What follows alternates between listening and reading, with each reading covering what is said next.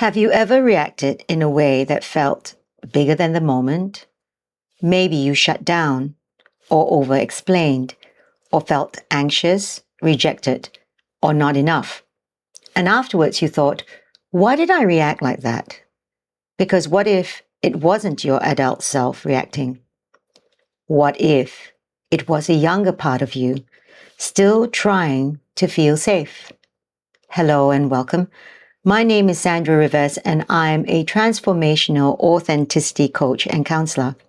I help people understand the deeper psychological patterns behind people-pleasing, attachment styles, and identity, so they can stop repeating the same emotional cycles and start living from a more grounded, authentic place. If you're interested in inner child healing, nervous system awareness, and breaking free from old patterns, you're in the right place. And if this resonates with you, please like, subscribe, and share. It helps this channel grow and allows me to create more meaningful content for you. Your inner child doesn't disappear as you grow older. It integrates, or it gets carried forward. And when it hasn't been fully supported, seen, or understood, it continues to influence your relationships, your decisions, your emotional responses, and your sense of self. Not consciously, but automatically. You see, as children, we are constantly learning, am I safe? Am I loved? Am I too much or not enough? These experiences shape what psychologists call attachment styles, developed through the work of John Bowlby and Mary Ainsworth. If connection felt inconsistent, you may develop anxious attachment. If it was distant, you would develop avoidant attachment. And if it was unpredictable, you may develop fearful-avoidant patterns. These are not flaws, they are adaptations. Your nervous system was learning how to survive in your environment.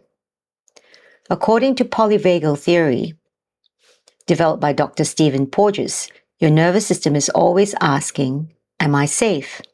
And it responds in three main ways: safe and connected, activated, or shut down. When your inner child experienced stress, fear, or disconnection, your nervous system adapted, and those same patterns can still activate today. This is where it becomes real. You might think you're responding as an adult, but often you're reacting from a younger emotional state. It shows up as people-pleasing to avoid rejection, fear of conflict, needing validation, difficulty setting boundaries, overreacting to perceived criticism, shutting down in emotional situations. These are not random behaviors. They are learned emotional responses that once helped you feel safe. You can start to recognize this when your reaction feels stronger than the situation. You feel triggered, not just uncomfortable. You struggle to respond calmly or clearly. You abandon your needs to maintain connection. A simple question to ask yourself is, how old do I feel right now?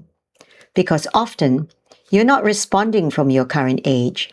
You're responding from a moment in the past that hasn't been fully processed. If you don't understand this, you may continue choosing the same types of relationships, repeating the same emotional cycles, feeling stuck in patterns you know aren't working. Because awareness without understanding the root leads to frustration. But when you understand why, you gain choice. Reparenting is not about blaming your past. It's about giving yourself now what you didn't consistently receive then.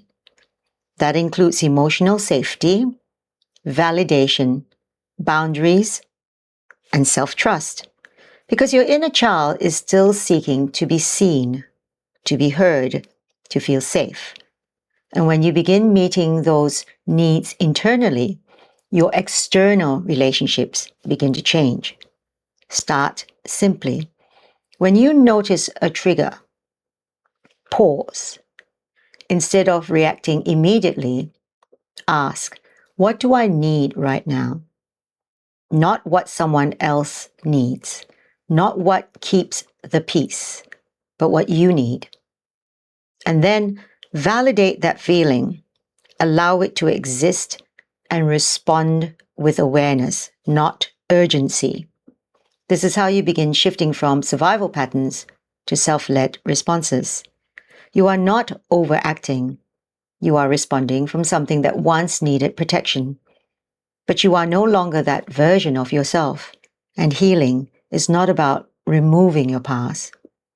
It's about integrating it, understanding it, and no longer being led by it. Now, if this is you, if you recognize these patterns in yourself, the emotional triggers, the people-pleasing, the struggle to stay grounded in who you are, then this isn't something you have to navigate alone, because these patterns don't shift with awareness alone. They require deeper work at the level of your nervous system, your conditioning, and your identity. And that's exactly the work I do. I work with people who are ready to stop being led by their past and start living from a more grounded, authentic version of themselves. So if you're ready to break these patterns and create real change, I invite you to explore working with me. All the details are in the description below. And if you're not quite there yet, stay here, like, subscribe, and continue learning, because this is where things begin to shift.